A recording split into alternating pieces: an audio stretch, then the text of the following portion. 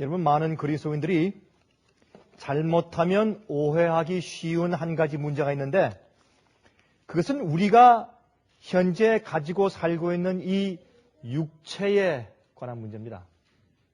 여기에 대한 오해나 잘못된 사고방식은 자기의 개인적인 영적인 생활에서 가끔 오류를 발생하게 합니다. 그 오류는 무엇이냐면 가끔 착각을 일으키거나 불필요한 낭망을 일으키거나 아니면 다른 사람들을 보는 우리의 눈과 판단을 어그러지게 만드는 것입니다. 그래서 그것은 건강한 영적인 이해가 아니다라고 생각이 되는 것입니다. 그래서 우리가 쉽게 가질 수 있는 오해란 우리가 거듭나기 전에 가지고 있었던 죄 있는 육신이, 다시 말해서 우리가 거듭나기 전에 가지고 있었던 죄된 육체, 죄 있는 육신이 우리가 거듭나고 개심할 때에 없어진다고 생각을 하는 것입니다. 여러분, 무슨 말인지 이해되십니까? 우리가 거듭나기 전에 가지고 있었던 우리 죄된 본성과 우리 육체가 거듭난 이후에 그 개심하고 중생했을 때 없어진다고 생각을 하는 것입니다. 그러나 우리 조금 더 얘기해 보십시다. 다시 말하자면 거듭난 다음에는 죄의 성질과 그 힘, 그리고 그 충동들과 악한 경향들이 없어진다고 생각을 하는 것입니다. 그것은 오해입니다. 그렇죠?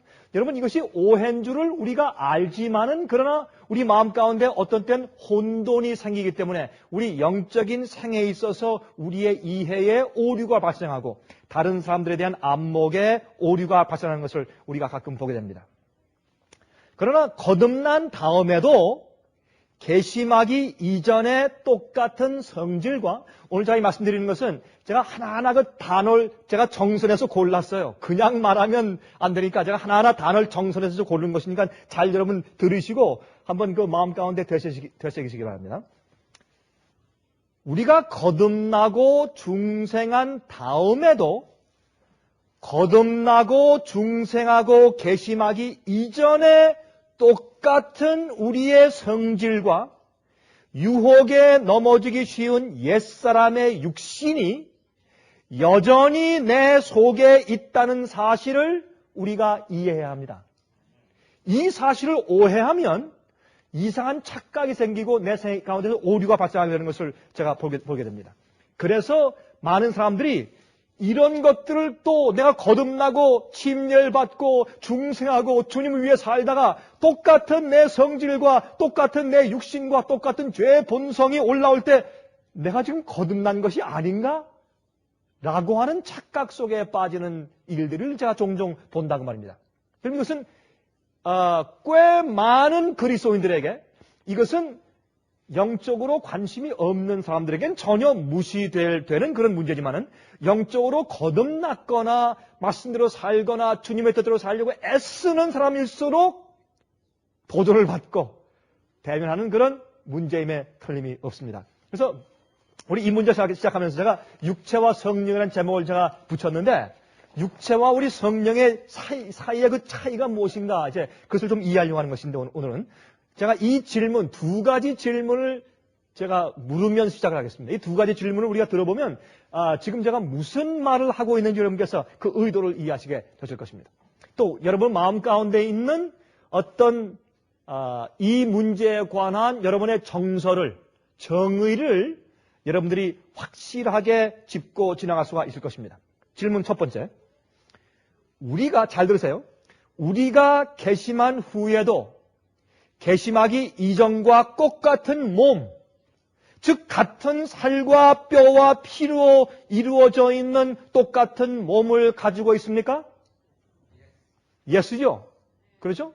우리가 거듭난 다음에 우리가 여전히 가지고 있는 몸은 새로운 몸을 받은 것이 아니죠. 똑같은 살과 피와 뼈를 가지고 있습니다. 맞습니까? 두 번째 질문. 그 육체는 개심하기 이전과 중생하기 이전과 똑같은 날 때부터 타고난 육신으로서 원래 가지고 있던 같은 죄의 성질을 그대로 가지고 있는 육신입니까? 예스입니다. 자, 그러면 아주 분명해지죠? 그래서 우리가 거듭난 다음에 우리 몸이 바뀌는 것이 아니란 말입니다.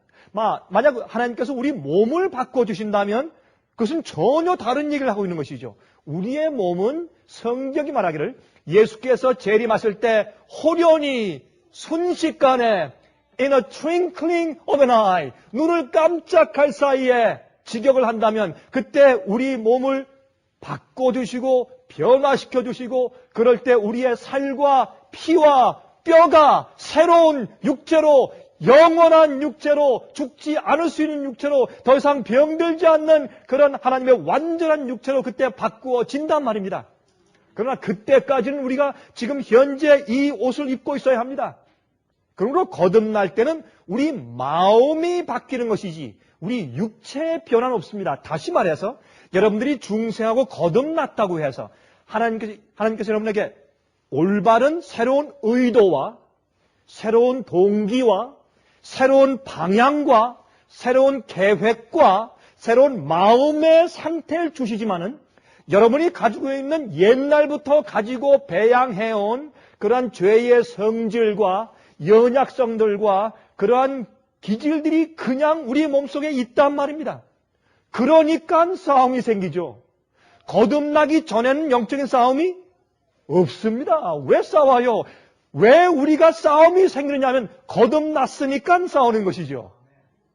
그런데 사람들이 거듭난 다음에 오는 싸움을 가지고 내가 이것 때문에 이래서 내가 거듭나지 않은 모양이다 라고 착각한단 말입니다. 그것은 잘못된 생각입니다. 여러분 그 생각을 좀 고치시길 제가 바라는 것입니다. 그래서 로마서 7장 18절에 말씀하기를 내 속 곧 내 육신에 선한 것이 거하지 아니하는 줄을 아노니 여러분 자세히 보세요. 내 육신, 내 몸속에는 선한 것이 없어요. 왜? 하나님의 성령의 역사와 생명의 성령의 법이 역사하지 않고 내가 차단시켜서 없애버리고 내가 내 속에 있는 그대로 내가 산다면 내 속에서 선한 것이 나오지 않습니다. 남을 도와주고 수재연금을 내가 만불을 냈는데 내 이름을 크게 대문짝만하게 신문에 넣어주지 않으면 화가 나는 것이에요. 좋은 일을 해서.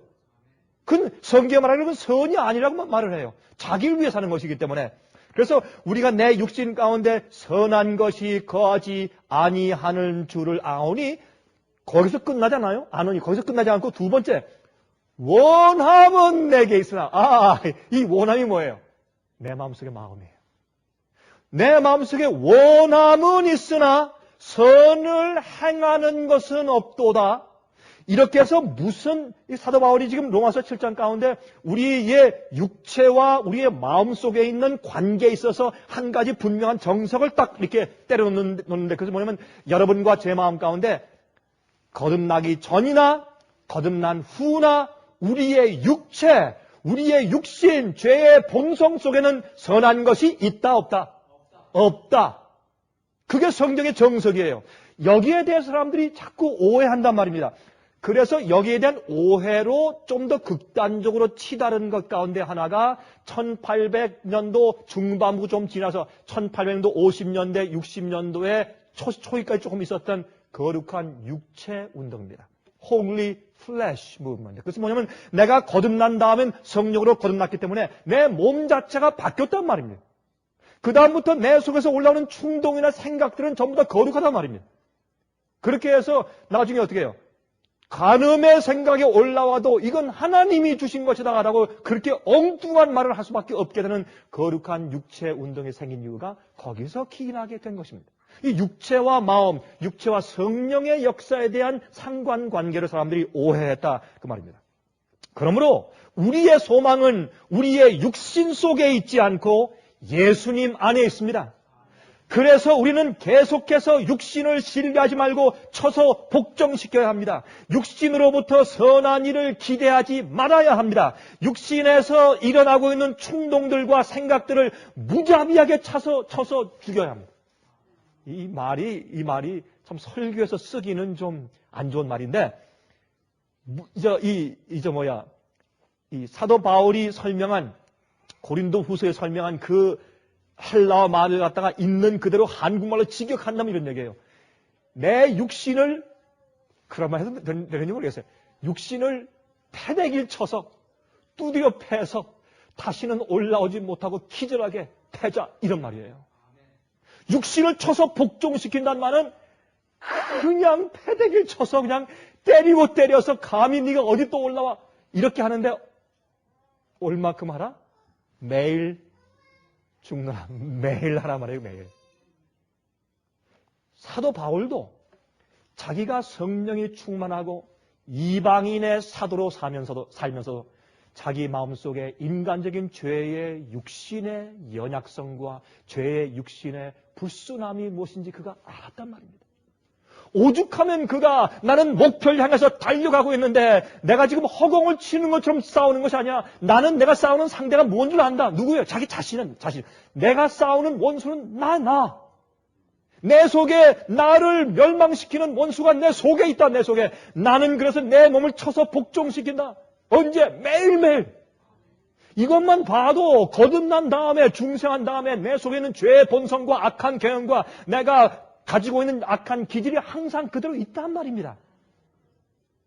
여러분, 이 일에 대해서 여러분 오해하시면 안 돼요. 이것을 가지고 여러분들 생각하실 때, 자, 그런데 어떻게 내가 거듭났는데 또 어떻게 마음가짐 울컥 이런 게 올라오냐 말입니다. 예? 어떤 데는 성스럽게 기도하고 있는데 그 미운 생각이 또 싹 지나가느냐 말입니다. 우리의 싸움은 우리의 육신을 복종시켜서 성령의 지배하에 있도록 하는 것이 우리의 전쟁입니다. 우리는 내 속에 있는 죄의 기질과 성질을 더 이상 내 몸에 없게 잡아 없애버리는 일을 하는 것이 아니라 내 속에 예수께서 오실 때 그런 성질이 더 이상 존재하지 않는 새로운 육체를 주실 때까지 내가 성령께 내 몸과 마음을 복종시켜서 내 육체를 쳐서 복종시켜서 주님의 뜻과 성령의 역사대로 살기로 내 마음을 굴복해 바치는 싸움을 해나가는 과정입니다.